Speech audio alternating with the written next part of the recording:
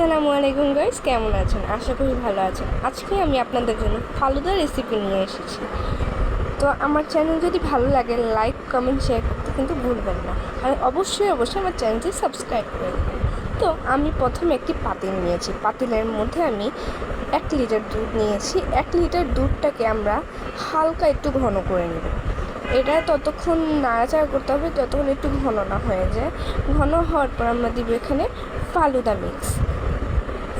মিক্সটা দিয়ে খুব ভালো করে নাড়াচাড়া করে নেব। এটাকে ততক্ষণ নাড়াচাড়া করতে হবে যতক্ষণ এটা একটা ঘন টেক্সচার না হয়ে আসে। এটাকে ঘন করার সময় অনবরত নাড়তে হবে। অনবরত না নাড়লে নিচে লেগে যেতে পারে।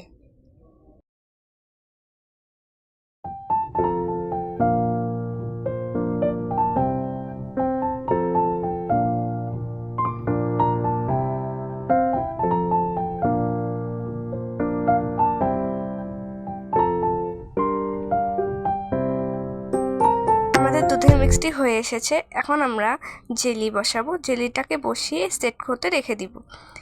এরপর আমরা ফালুদার মিক্স আর দুধের যে মিশ্রণটা রেখেছিলাম সেটাকে অনবরত নাড়িয়ে চাড়িয়ে খুব ভালো করে ঠান্ডা করে নিতে হবে। আমাদের এটা ফ্যান চালিয়ে অনবরত নাড়তে হবে, কারণ এই জিনিসটা ঘন হয়ে যাবে কিছুক্ষণ পর।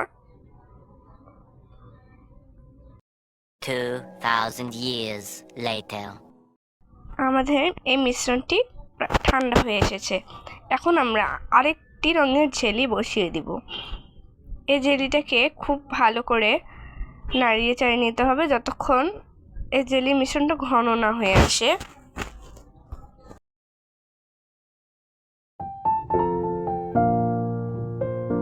আমাদের জেলি মিশ্রণটি রেডি। একটি পাত্রের মধ্যে রেখে এটাকে ঠান্ডা হতে রেখে দিব। এখন যে দুধের মিশ্রণটা ছিল ওটাকে খুব ভালো করে হুইস্কার দিয়ে নাড়িয়ে নিতে হবে। হুইস্কার দিয়ে নাড়ার পর আমরা কেটে রাখা আপেল দিয়ে দিব। কেটে রাখা আপেল দিয়ে তারপর আরও ভালো করে নাড়িয়ে নিব।